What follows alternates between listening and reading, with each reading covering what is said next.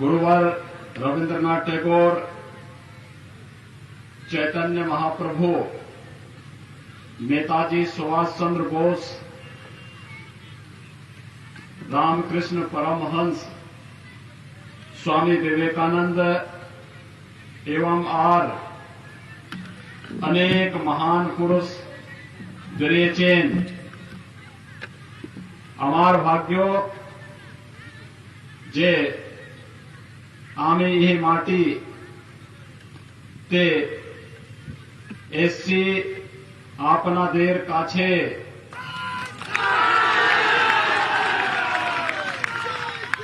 मंच पर उपस्थित भारतीय जनता पार्टी के वरिष्ठ नेता श्रीमान जयप्रकाश मजूमदार जी, जनप्रिय प्रत्याशी श्रीमान विकास कामिला जी, श्रीमान अरुण जाना जी, कृष्णेंदु गैन जी, स्वरूप सुंदर मैती जी, श्यामा प्रसाद हल्दर जी, सत्यव्रत गिरी जी, मिलन कुमार दास जी, पलाश राणा जी, अशोक पुकायत जी, अरुण घुमिया जी, दिलीप जाना जी, असित मंडल जी, कैलाश चंद भुइया जी और यहां पर लोकसभा के प्रभारी के रूप में काम कर रहे श्री मान सिंह गोस्वामी जी, भारी संख्या में इस सागर असेंबली कॉन्स्टिट्यूएंसी से उपस्थित इस क्षेत्र के सभी भाइयों बहनों, मैं मर्यादा पुरुषोत्तम भगवान श्री राम और भगवान श्री कृष्ण की धरती से रामकृष्ण परमहंस जी की और चैतन्य महाप्रभु की इस पावन धरती पर आपके बीच में आया हूं। मैं इस धरती को कोटि कोटि नमन करते हुए आप सबका हृदय से अभिनंदन करता हूं। भाइयों बहनों, बंगाल की धरती भारत की सांस्कृतिक राष्ट्रवाद की धरती है। जब भी भारत किसी चुनौती से घिरा है, बंगाल भारत को उस कालखंड में मार्गदर्शन देने के लिए उपस्थित रहा है। याद करिए, कवि चैतन्य महाप्रभु ने इस पूरे क्षेत्र में अपनी भक्ति से सनातन धर्म को जीवित रखने का कार्य किया था और कभी रामकृष्ण परमहंस ने अपनी साधना से बंगाल की धरती को एक नई ऊंचाइयां दी। कभी इस धरती से नेताजी सुभाष चंद्र बोस ने भारत की आजादी का बिगुल फूंका था और कहा था, तुम मुझे खून दो, मैं तुम्हें आजादी दूंगा। और बंगाल की धरती है जहां से स्वामी विवेकानंद ने वैश्विक मंच पर कहा था कि गर्व से कहो हम हिंदू हैं, और पूरी दुनिया के मंच पर जाकर के न केवल बांग्लादेश बंगाल का बल्कि भारत की संस्कृति और भारत की परंपरा को वैश्विक मान्यता देने का कार्य किया था। ये बंगाल की धरती है जहां गुरुदेव रविंद्रनाथ टैगोर ने भारत का पहला नोबेल प्राइज प्राप्त किया था और भारत को राष्ट्रगीत देकर के पूरे भारत में आजादी के बाद राष्ट्रगीत के रूप में किसी की कृति को महत्व मिला था तो गुरुदेव रविंद्रनाथ टैगोर की कृति जनगण मन को मिला। और भाइयों बहनों, ये बंगाल की ही धरती है जिसने भारत को राष्ट्रगीत दिया वंदे मातरम के रूप में, जो भारत की आजादी का अमर गीत बन गया, जिसको गाते गाते हमारे क्रांतिकारी फांसी के फंदे पर झूल जाते थे, लेकिन विदेशी आक्रांताओं की, विदेशी फिरंगियों की गुलामी को उन्होंने स्वीकार नहीं किया ये बंगाल की धरती है जहां से नेताजी सुभाष चंद्र बोस ने और डॉक्टर श्यामा प्रसाद मुखर्जी ने भारत की आजादी के बिगुल को एक नई ऊंचाइयां दी थी। और इसलिए बंगाल की धरती हमारे लिए अनेक प्रकार से पवित्र धरती है। यह धरती हमारे लिए इसलिए भी महत्वपूर्ण है कि सागर में मायापुर, नवद्वीप, दक्षिणेश्वर, कालीघाट, तारापीठ, बंकेश्वर और कपिल मुनि के पवित्र आश्रम इसी बंगाल की धरती पर है। हर भारतवासी जब यहां पर काली बाड़ी की काली माई का दर्शन करने के लिए आता है, अपने को धन्य धन्य महसूस करता है। और आज तो मुझे आपके बीच में आकर के इस चुनावी सभा के माध्यम से बंगाल की इस धरती को प्रणाम करने का एक अवसर प्राप्त हुआ है। मैं इस धरती को कोटि कोटि नमन करते हुए आप सबका हृदय से अभिनंदन करता हूं। भाइयों बहनों, हृदय से अभिनंदन करता हूं। भाइयों बहनों, बंगाल की पीड़ा के साथ जुड़ने के लिए भारतीय जनता पार्टी आपके साथ खड़ी आई हुई है। बंगाल कभी भारत का समृद्ध राज्य माना जाता था। बंगाल कभी भारत का औद्योगिक राज्य माना जाता था। बंगाल की प्रति व्यक्ति आय भारत की प्रति व्यक्ति आय से अधिक थी। लेकिन धीरे धीरे करके पहले कांग्रेस ने, फिर कम्युनिस्टों ने और फिर आज टीएमसी ने बंगाल के उद्योगों को नष्ट करके यहां के नौजवानों को बेरोजगार कर दिया। आज बंगाल में उद्योग नहीं, लेकिन टीएमसी का भ्रष्टाचार का उद्योग फल फूल रहा है। टीएमसी के गुंडे किस तरीके से यहां पर अराजकता और गुंडागर्दी का माहौल पैदा कर रहे हैं, ये किसी से छुपा हुआ नहीं है। और यही कहने के लिए मैं आया हूं। अभी 8 दिन पहले भारतीय जनता पार्टी के विस्तारक की निर्मम हत्या यहां पर हुई है। और हम आपसे कहने के लिए आए हैं भाइयों बहनों, ज्यादा दिन नहीं, कुल मिलाकर के 40 दिन का समय है। और 40 दिन के बाद भी आप देखना कि 35 दिन के बाद उल्टी गिनती प्रारंभ हो जाएगी टीएमसी के गुंडों की, क्योंकि तब बंगाल के अंदर तब टीएमसी की सरकार नहीं, भारतीय जनता पार्टी की सरकार होगी। और इन सभी गुंडों को ढूंढ करके कानून के शिकंजे में डालने का कार्य किया जाएगा। और यही आश्वासन देने के लिए आज हम सब आपके बीच आए हैं। यहां पर न रोजगार की व्यवस्था दी, न नौकरी की व्यवस्था दी, उद्योग धंधे बंद हो गए।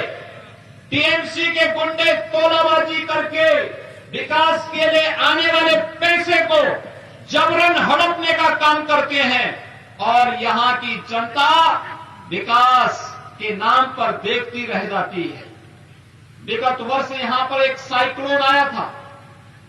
प्रधानमंत्री मोदी जी ने 1000 करोड़ रुपए की घोषणा यहां के लोगों को सहायता देने के लिए किया, लेकिन पैसा टीएमसी के गुंडों ने हड़प लिया। जनता के पास पैसा गया ही नहीं, रात पहुंची ही नहीं। सरकार ने जनता के सामने ये पहुंचने ही नहीं दिया। इसका मतलब टीएमसी का विकास में कोई रुचि नहीं। ममता दीदी पिछले 10 वर्षों से मुख्यमंत्री है। और भाइयों बहनों, मुख्यमंत्री के रूप में 10 वर्षों में उन्होंने बंगाल के अंदर कितने लोगों को मकान दिया है, प्रधानमंत्री आवास कितने लोगों को दिया है, ये पूछा जाना चाहिए। अकेले उत्तर प्रदेश में 4 वर्ष में भारतीय जनता पार्टी की सरकार ने 40 लाख गरीबों को एक एक आवास यूपी के अंदर दिया है। 1 करोड़ 38 लाख गरीब परिवारों को निःशुल्क विद्युत के कनेक्शन दिए हैं। 1 करोड़ 35 लाख गरीब परिवारों को रसोई गैस का निःशुल्क कनेक्शन दिया है। 2 करोड़ 61 लाख गरीब परिवारों को एक एक शौचालय 6 करोड़ लोगों को आयुष्मान भारत में 5 लाख रुपए की स्वास्थ्य बीमा का, आरोग्यता का बीमा कवर उपलब्ध करवाया है। और भाइयों बहनों, 2 करोड़ 42 लाख किसान परिवारों को 6,000 रुपए सालाना प्रधानमंत्री किसान सम्मान निधि देने का काम किया है। मैं पूछना चाहता हूं ममता दीदी से, आखिर ये लाभ बंगाल की जनता को क्यों नहीं मिल पा रहा है? अगर उत्तर प्रदेश की जनता को ये लाभ मिल पा रहा है तो फिर बंगाल की जनता को ये लाभ क्यों नहीं मिल पा रहा है? कारण साफ है, टीएमसी की सरकार का लोक कल्याण में, जन कल्याण में, जनता के हितों पर कोई ध्यान नहीं है। ममता दीदी इसमें कोई रुचि नहीं लेती, उनका विकास में कोई रुचि नहीं। न हाईवे, न रेलवे, न एयरपोर्ट, न एम्स, न मेडिकल कॉलेज, ये कुछ भी दीदी नहीं बनने देगी यहां। क्योंकि दीदी को तो एक ही काम करना है। अब तो दीदी इस भगवे कपड़े से भी घबराने लग गई है।